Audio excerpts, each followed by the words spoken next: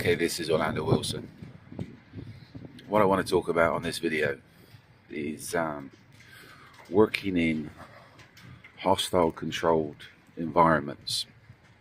And this is a question that a few people have bounced off me. Whether it's working in areas controlled by terrorists, controlled by narcos, controlled by organized crime. That's what we class as areas controlled by hostiles. Can it be done? Well, not really. I mentioned something in one of my other videos about working alone, which I detailed a story about Eastern Europe, so check that video out. But for some fresh stories here, the answer is the only way you're going to be able to work in an area that is controlled by criminals, terrorists, etc., is to pay them, to have a roof, to have a connection that can vouch for you.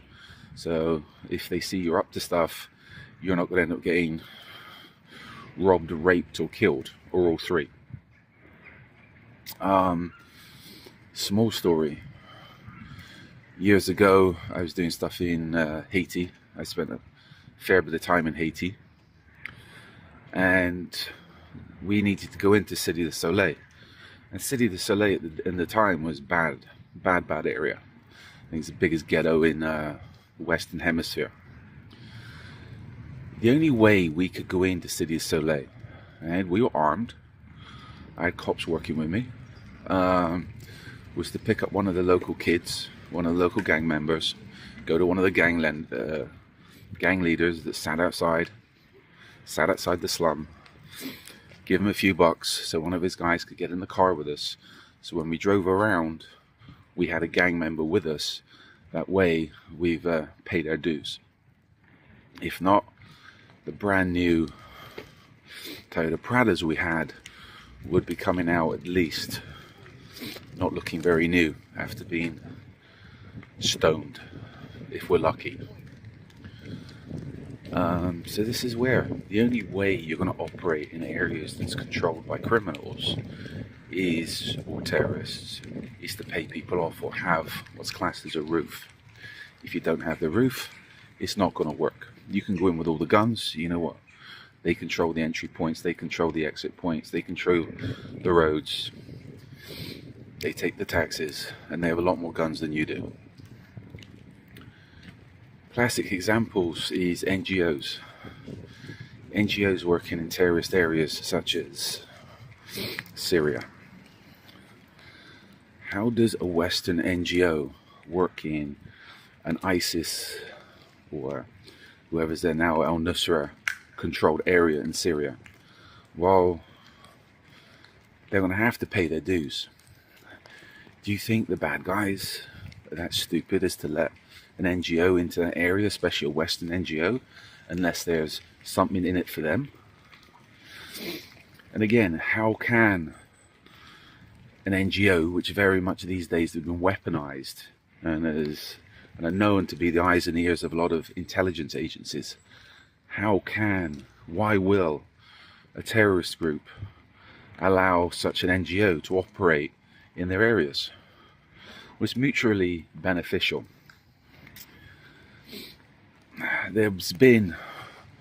know there was a lot of dirt thrown around about one Irish NGO in Syria, and I think they're still there. Why? Because they were paying off the bad guys. They were paying off the bad guys with aid, etc., etc.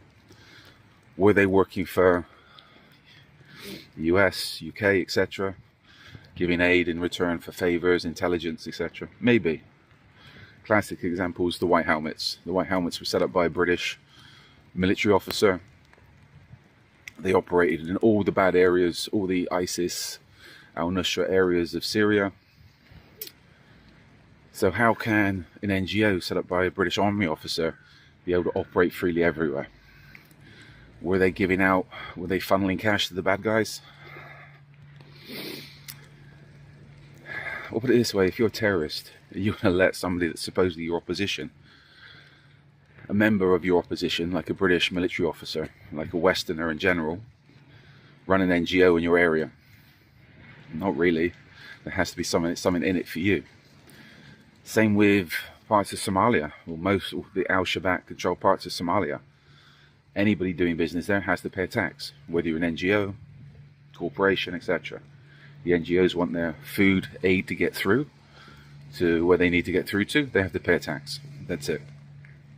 If they don't, the food's not moving, and they're not doing business. And people forget NGOs are business. They have to do their part, or else they don't get their donations, they don't get their money. And NGOs make a lot of money. A lot of the board directors of a lot of NGOs, just for being there and being important, they don't get a salary, but they get well commissioned. Very well commissioned. If you don't believe me, check out the Red Cross's headquarters in the United States. There should be pictures online. People aren't working for nothing. So, the only way you're going to operate in a criminal area, let's say a narco area, you cruise into a narco area of Mexico, you start playing bodyguard or whatever, they're just going to round you up and shoot you. You're in their area, if you're lucky. They control the hotels, they control everything. You're not going to be there doing anything without them knowing and without their permission. You might think you're a tough guy because you got a 9mm on you. They got a lot more guns. So, if you're going into those areas, you have to be very, very careful, because this is where you can get caught out. If you're paying people for security in those areas, if you're paying narcos, if you're paying terrorists, you can be done yourself for providing material support to terrorism. Check my video on an article on if it's legal to pay ransoms. So this is where, if you have to go into one of those areas and people are asking for a tax, you have to pay a recognized terrorist organization. This is where you need to be up to speed on your threat assessments about what's a recognized terrorist organization in those areas.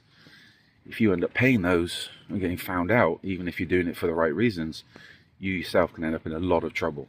So you have to be very careful.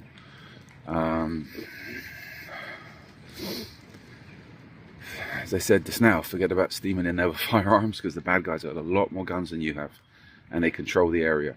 If there's law enforcement there, they control the law enforcement. They can control the judges, they control everything. So, no easy answer apart from pay, but be careful if you pay. So, I hope that answers a few questions. I got various books online to do with various aspects of the security business. Intelligence, close protection, counterterrorism, etc. We're also throwing up a lot more of these videos. And if you've got any specific questions, let me know, and I'll try to answer them. And again, if you have any requests for videos, let us know. It's a lot easier for me to throw up these videos than it is to sit down and write these days. So check out the information we got online, check out the articles, follow us on social media, and again, stay safe, stay out of trouble. As far as working in hostile controlled areas, do your threat assessments, be very, very careful. You could end up in a lot of trouble. I say in another video, you pay once, you pay again. You get into those areas, one thing getting in, it's another thing getting out. So be very careful. Remember, you pay once, you pay again. And some jobs, even though you're promised a golden paycheck at the end, might not be worth the trouble, because you can literally end up being chopped up with your client, or end up getting your ass thrown in jail for an extended period of time. So be good, stay out of trouble, and keep it real.